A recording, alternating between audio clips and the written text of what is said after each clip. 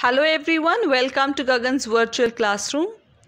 Today we'll discuss a very easy topic which is modals.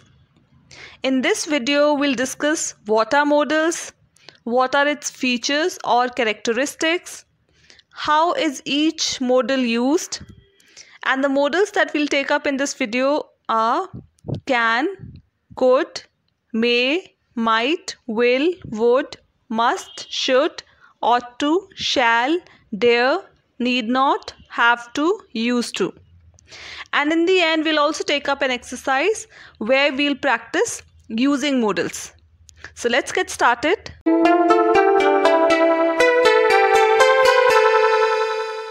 Now, first of all, we'll see what is a modal. Now, modals are also called modal auxiliary verbs or modal auxiliaries. These are a type of verb. Modals are not the main verbs or the action words as we call the main verbs, but these are also a type of verb. These indicate modality. So we get additional information about the function of the verb from modals. So we get to know what tone is there in a sentence, whether there is a request or a command, or are we talking about some possibility, or is there a permission, probability, prohibition, ability, advice, obligation, or lack of necessity. So modals indicate modality. Here are some examples of modals: can, could, will, would, shall, should, may, might, must, ought to, dare, used to, need, has to, have to, had to. So these are some of the modals that we'll discuss in the video. Now let's discuss the features or the characteristics of modals. The first is that modal is used as it is. It does not change according to the tense. Let's have a look at the examples. He can come tomorrow. She must be tired. Now, whether the sentence is in past tense, present tense, or future tense, the modal remains the same. We do not change its form. For example, in the main verb or the action words, these verbs, they change according to the tense. Come becomes came in the past tense, tired becomes tired. We add ed or we add ing to change the form of the verb. But in case of modals, they do not change. They remain the same. Now let's look at the next feature. There are no past forms. Now as we discussed here, these do not change. Modals remain as it is. There are no past forms. However, there is an exception in the case of could and would. Now let's look at the example. He must have told her the truth. Now here we are talking about something that must have happened in the past. However, the modal remains the same. Must does not change its form. Like we mentioned here that there are no past forms. So modal remains as it is. In the next sentence, she could be contacted easily when she had her phone. Here we are talking about the ability of contacting her. So in the past, when she had her phone, it was easy to contact her. So the past tense has been used, and for that, like we mentioned, that there is an exception. For ability, we usually use can, but here since we are talking about an ability in the past, so we have used could. So could is also used as the past form of can. And would is often used as the past form of will. So these two are an exception, otherwise there are no past forms. Now let's look at another feature. A modal is always followed by a base verb or the first form of the verb. Now let's look at the examples. I could run fast when I was a kid. You used to eat junk food in college. Priya may be allowed to enter the class late. Now if you look at this sentence, we are talking about an ability in the past. That when I was a kid, I could run fast. Now, even if this is, we're talking about something which happened in the past, however, the verb run has been used in the first form. So, after modal, it always has the first form or the base verb. Now, let's look at the second sentence. You used to eat junk food in college. So, back in college, you used to eat junk food. So again, this is something we are talking about, a thing that happened in past. But again, we have used the first form of the verb. So we haven't used ate or eaten. Eat remains eat. So this is the first form of the verb after modal. Now let's look at the third sentence. Priya may be allowed to enter the class late. Here you must be wondering that allowed is the past form of allow. However, the verb which is immediately following the modal is be, and be is the first form of the verb. It is the base verb. So the rule is that a modal is always followed by the base verb or the first form of the verb. Also, we do not use to before the verb when we use a modal. So if you see here, I could run fast when I was a kid would be right. But if you write, I could too run fast, that would be wrong. So we never use to before a verb when we are using a modal. Now you must be wondering that in this case, we have used to before a verb. But here, to is part of the modal. So in case of used to, have to, has to, had to, where to is part of the modal, there we use to. Otherwise, when we use a modal, we never use to before a verb. Now let's look at another feature. For a negative sentence, use not after the modal. Do not use don't, doesn't, wasn't, isn't, won't. Now, whenever we have to make a negative sentence and we are using a modal, we never use these words, do not or does not or was not, is not, will not. We always use a not. For example, the naughty child may not be allowed to enter the class. So after may, we have used not. She cannot come to the party today. Again, after can, we have used not. However, there is an exception in the case of have to. We use don't or doesn't to make a negative sentence when we are using the modal have to.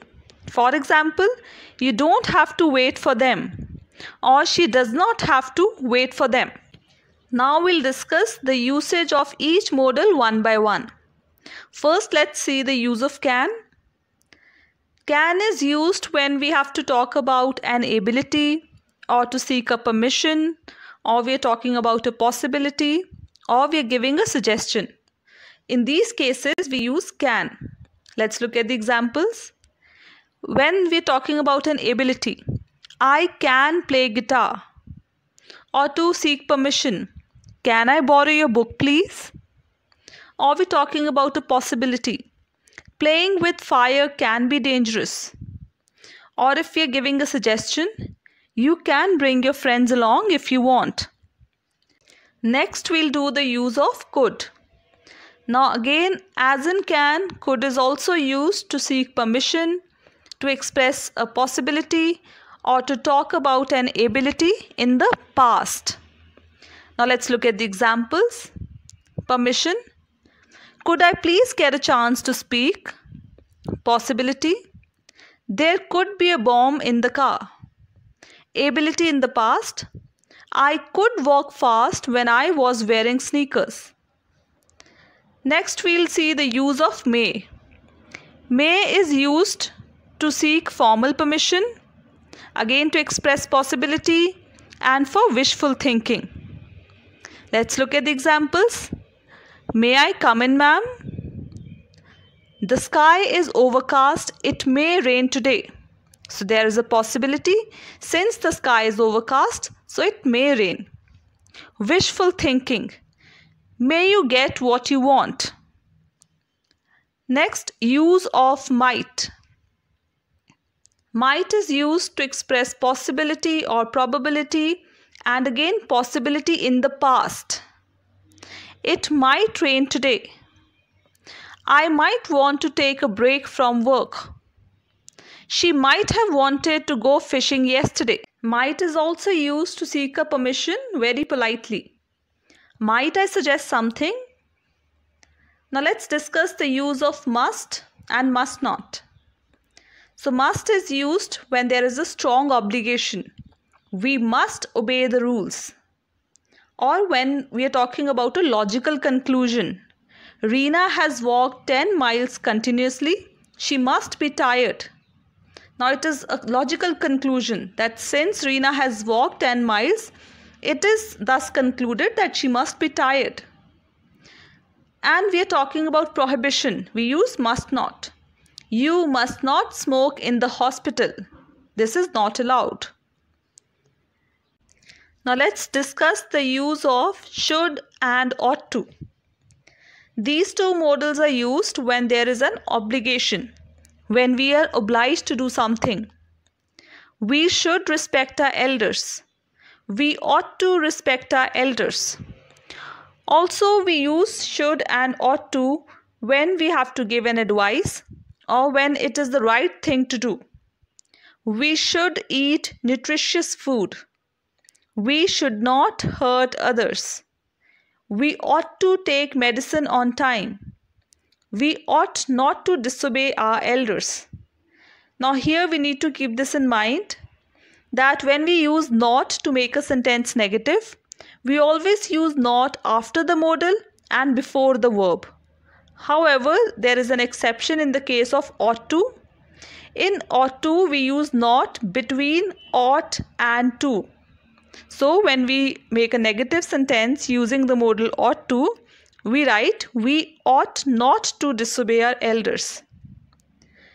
Again, should and ought to are also used when we are talking about a logical conclusion. The dog should be hungry. He has not got food since morning. Simran ought to be tired. She had been working continuously for a week. Next, the use of will. Will is used when we are talking about future actions or promises. There will be a class tomorrow. So it is something which will happen in the future. Promises. I will look after you. Next, use of would. Would is used for a polite request, to make an offer, and it is also used as a past tense of will. Let's look at the example. I remember he would visit his parents every Saturday. Request. Would you mind opening the window? Offer. Would you like to have a cup of coffee? Use of shall. Shall is used to express simple future, to make a promise or a suggestion or to ask a question. Let's look at the examples. He shall be in Chandigarh tomorrow at this time. To make a promise.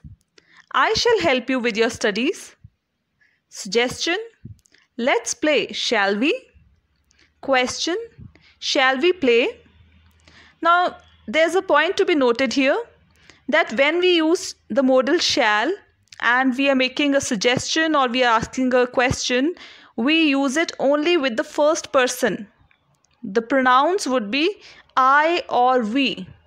So we always use I or we when we are using the modal shall and when we are suggesting or we are asking a question. Use of dare. Dare is used to express something which is bold enough to do. For example, how dare you take my book without my permission? That how could you be so bold enough that you took my book without my permission? Now, dare is also used when we have to give some warning or a threat. For example, dare you speak to me like that? Next is use of need to and need not. Now, need to is used when we have to express a necessity, something that we cannot do without. And need not is used when we have to express lack of necessity.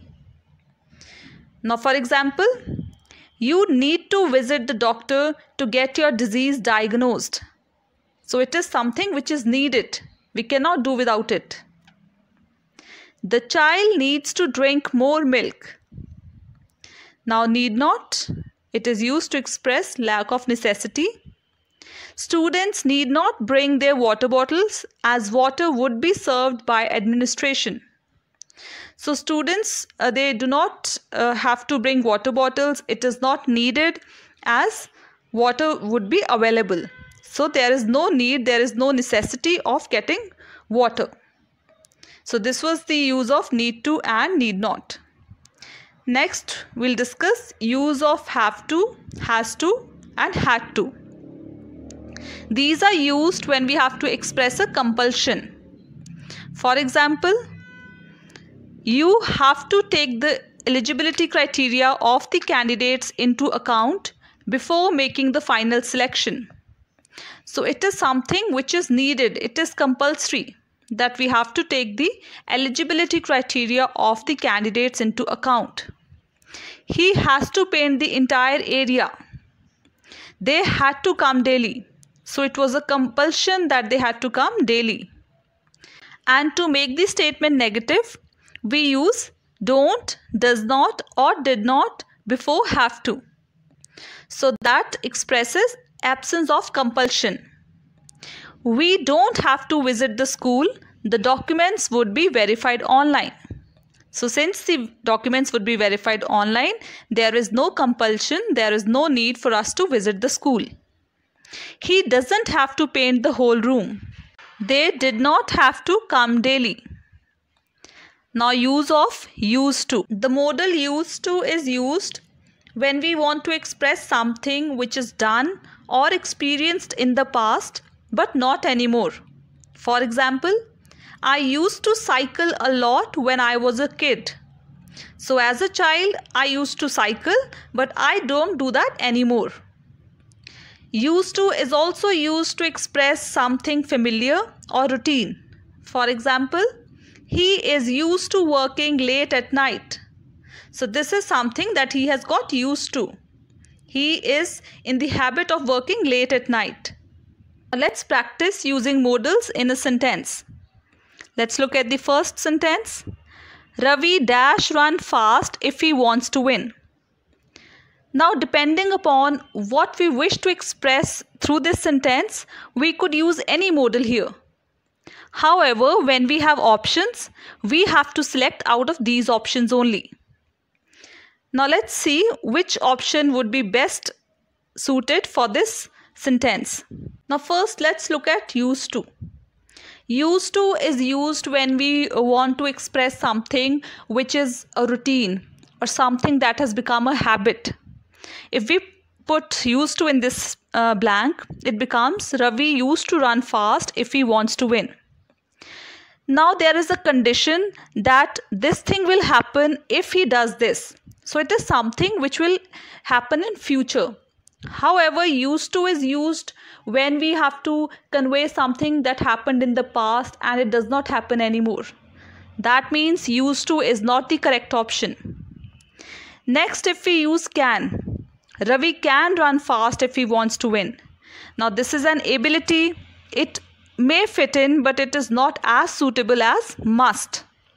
So Ravi must run fast if he wants to win. So this is something that he should do if he wants to win.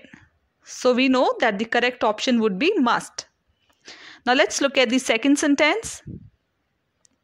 Dash, I get a glass of water, please. Now here we know it is a request. So if we say must, that would be wrong because we do not use must to make a request. Should will also not be the correct option, as should is used when we have to express an obligation or we have to give an advice. We use should.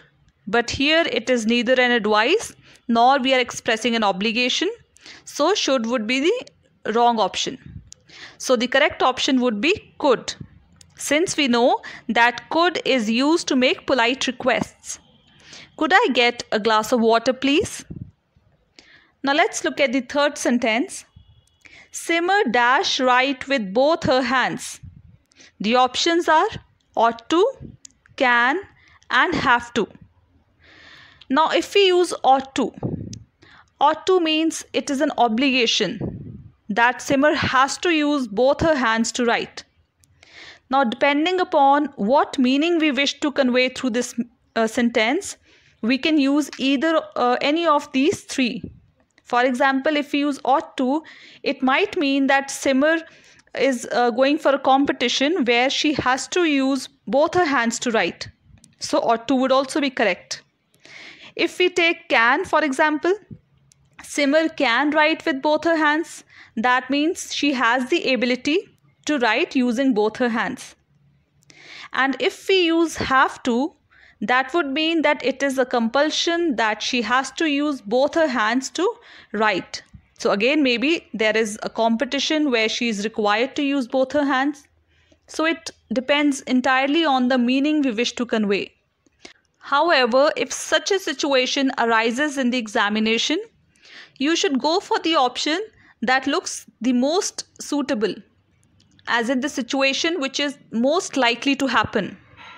So it is not likely that there could be a competition or where a student is expected to use both her hands to write. So ought to and have to will not be the correct options. So we could use can here. Simmer can write with both her hands. That means we are talking about her ability, that she has the ability of writing with both her hands. She is capable of writing using both her hands. Now let's look at the fourth sentence. Students dash stay after school as there will be no class today. Again, let's look at the options: need not, have to, used to. Now if we use have to in this sentence, it would mean that it is compulsory for the students to stay after school. But if we look at the second part of the sentence, it says that there will be no class today. So that means that there should be no compulsion for students to stay after school since there will be no class. That means have to is not the right option. If we go with used to, now used to is used to convey something which happened in the past and it doesn't happen anymore. But this is not the correct option, as this is not we are trying to convey in this sentence. So that means we'll not use used to. Now the only option that we are left with is need not, and which is the correct option. Students need not stay after school as there will be no class today. So that means there is no necessity. Students do not have to stay after school. They are not needed to stay after school since there is no class today. So let's look at the answers now. Ravi must run fast if he wants to win. Could I get a glass of water, please? Simmer can write using both her hands. Students need not stay after school as there will be no class today. And I would like to correct myself here. I think while discussing this sentence, I said that if we use can in this sentence, it would mean ability. But it would not mean ability. Here, if we used can, it would have meant suggestion. That we are suggesting Ravi that he has the option of running fast if he wants to win. But the correct option would still be must, because this is the most suitable option out of these three. So I hope you understood modals.